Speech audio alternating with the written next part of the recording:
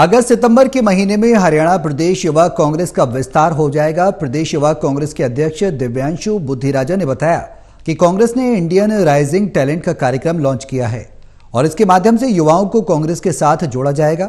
वहीं कुलदीप बिश्नोई के बीजेपी में शामिल होने और राज्यसभा चुनाव में अजय माकन की हुई हार के बारे में भी बुद्धिराजा ने बोलने से नहीं चूके।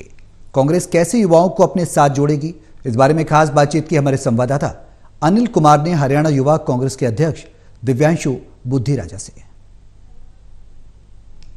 हरियाणा युवा कांग्रेस का विस्तार कब होगा, इस मेरे साथ हैं हरियाणा प्रदेश युवा कांग्रेस के अध्यक्ष दिव्यांशु बुद्धिराजा। इनसे जानते हैं कि कांग्रेस का विस्तार कब होगा। गाबा जी, हरियाणा यूथ कांग्रेस की एक मजबूत इकाई जिला और विधानसभा और प्रदेश स्तर पर चुन के आई है, जो हमारा इंटरनल जो हमारा डेमोक्रेटिक प्रोसेस है।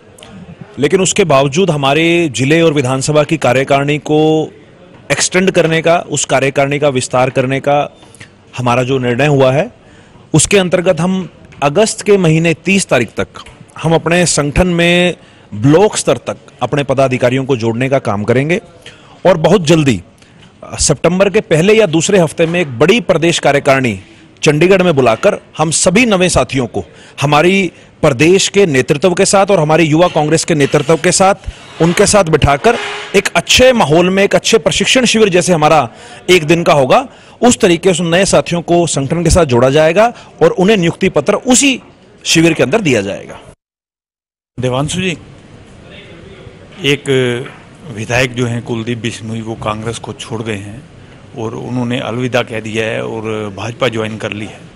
तो अब उपचुनाव भी होंगे आदमपुर विधानसभा सीट से। कांग्रेस की क्या तैयारियां हैं और इस घटनाक्रम को आप कैसे देखते हो? कुलदीप बिश्नोई जी ने जो फैसला लिया है, वो कोई कांग्रेस छोड़ने का एक औपचारिक ऐलान जरूर उन्होंने 2 दिन पहले किया है, पर कांग्रेस से उनका जो उनका मन जो वो बहुत पहले ही वो तैयार थे, उन्होंने मेंटली तैयार थे, चाहे राज्यसभा इलेक्शंस की बात हो या पहले की बात हो। पर मैं समझता हूं कि कुलदीप बिश्नोई जैसे नेता आज के समय हरियाणा के अंदर, चाहे वो नौजवान की बात हो या अन्य जनमानस की बात हो, क्योंकि कुलदीप बिश्नोई ना ही लोगों के बीच में रहते हैं, ना ही लोगों से संपर्क में रहते हैं। आज के समय हर व्यक्ति को होता है कि उसके नेता, चाहे वो विधानसभा स्तर की बात हो चाहे प्रदेश स्तर की बात हो, वो चाहता है कि नेता उसके साथ जुड़ाव, नेता का उसके साथ जुड़ाव हो और नेता उसके साथ रेगुलर संपर्क में रहे। पर जिस नेता की अपने वर्कर्स के साथ ही कोई जुड़ाव नहीं है, उनके साथ कोई संपर्क का साधन नहीं है, तो वो सिर्फ एक कागजी नेता है, उसका कोई जमीनी स्तर पर कोई अस्तित्व नहीं है। और रही बाई इलेक्शंस की बात, तो हम बिल्कुल तैयार हैं।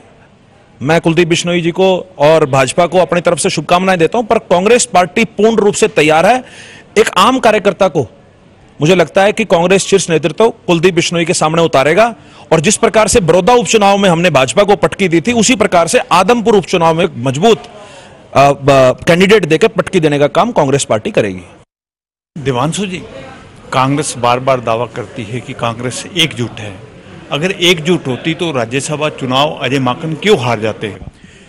कांग्रेस के 29 विधायक जो रायपुर ट्रेनिंग लेने गए थे, उन सभी ने हाईकमान के आदेश पर, हाईकमान के निर्देश पर जो हमारे राज्यसभा के कैंडिडेट थे उन्हीं के लिए वोट किया।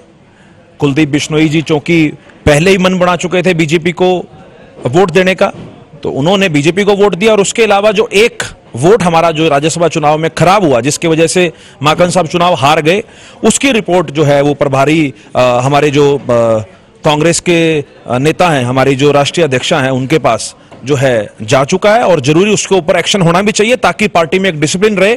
किसी भी संगठन को चलाने के लिए एक डिसिप्लिन की सबसे बड़ी आवश्यकता है। मुझे लगता है आज के समय जब लोग, जनता कांग्रेस को एक मजबूत विपक्ष के रूप में, एक आने वाले समय में सरकार के रूप में देख रहे हैं, ऐसे में कांग्रेस में अगर इस तरीके की गतिविधियां हो तो उस पर डिसिप्लिनरी एक्शन जरूर होना चाहिए। और मुझे लगता है कि इस मामले पर पूर्ण रूप से पार्टी ने संज्ञान लिया और आने वाले समय में उस एक वोट जो खराब हुई है उसके ऊपर मजबूत एक्शन पार्टी की तरफ से लिया जाएगा। देवांशु जी, युवा से कोई भी पार्टी हो उसको काफी उम्मीद होती है कि अगर युवा पक्ष में हो गए तो उनकी पार्टी सत्ता में आ जाएगी। इसके लिए आप क्या प्रयास कर रहे हो? आपकी बात से मैं बिल्कुल 100% सहमत हूं। जब जब इस प्रदेश के अंदर कभी भी सत्ता पलटी है या सत्ता का बदलाव हुआ है, तो वो कहीं ना कहीं एक बहुत बड़ी भागीदारी नौजवानों की रही है। हरियाणा का नौजवान पूरे रूप से सचेत है। हर राजनीतिक जो गतिविधियां हैं, हर राजनीतिक हालात से वो बिल्कुल उसको हर चीज का मालूम है। और जब से हरियाणा युवा कांग्रेस की नए कार्यकारिणी इलेक्ट होकर आई है, लगातार हरियाणा के नौजवानों की आवाज हम उठाने का काम कर रहे हैं, सड़कों पर संघर्ष करने का काम कर रहे हैं। चाहे कल महंगाई की बात थी, जब पूरे देश में कांग्रेस पार्टी ने सड़कों पर उतरकर प्रदर्शन किया, हरियाणा युवा कांग्रेस की मजबूत टीम दिल्ली में संसद घेराव के लिए पहुंची हुई थी। हरियाणा के अंदर कोई भी ऐसा मुद्दा जो हरियाणा के नौजवानों को अफेक्ट करता हो, उस पर हरियाणा युवा कांग्रेस पूर्ण रूप से तैयार है, सड़कों पर संघर्ष करने के लिए तैयार है। जिस प्रकार से पिछले 8 महीनों में यूथ कांग्रेस ने संघर्ष किया, आने वाले समय में भी पार्टी के लिए, लोगों के लिए हम संघर्ष करेंगे और सड़कों पर लड़ाई लड़ेंगे। और उसके अलावा एक हमने जो लोग पॉलिटिकल लाइन से अलग, जैसे कोई नौजवान है, क्योंकि आज के नौजवान कहीं ना कहीं सिंगिंग, डांसिंग, इस तरीके के कल्चरल प्रोग्राम में भी व्यस्त रहते हैं, उनके लिए भी आज हम चंडीगढ़ में एक इंडियन राइजिंग टैलेंट एक प्रोग्राम आज हम लॉन्च कर रहे हैं, जिसके माध्यम से जिलों में जाया जाएगा, अलग अलग विधानसभाओं में जाया जाएगा। तो इस प्रकार के जो नौजवान हैं, जो इन चीजों में इंटरेस्ट रखते हैं, उनको इस प्रोग्राम के राही जोड़कर और पार्टी से जोड़ा जाएगा। और जल्दी ही इसका एक फाइनाले, 4-5 स्टेट्स का फिनाले हम चंडीगढ़ में करवाएंगे। ये थे मेरे साथ हरियाणा युवा कांग्रेस के प्रदेश अध्यक्ष देवांशु बुद्धि राजा। इन्होंने बताया कि युवा कांग्रेस का विस्तार जल्द हो जाएगा। इसके साथ साथ इन्होंने ये भी बताया कि कैसे कांग्रेस युवाओं को अपने साथ जोड़ेगी। Anil Kumar, total news, Chandigarh.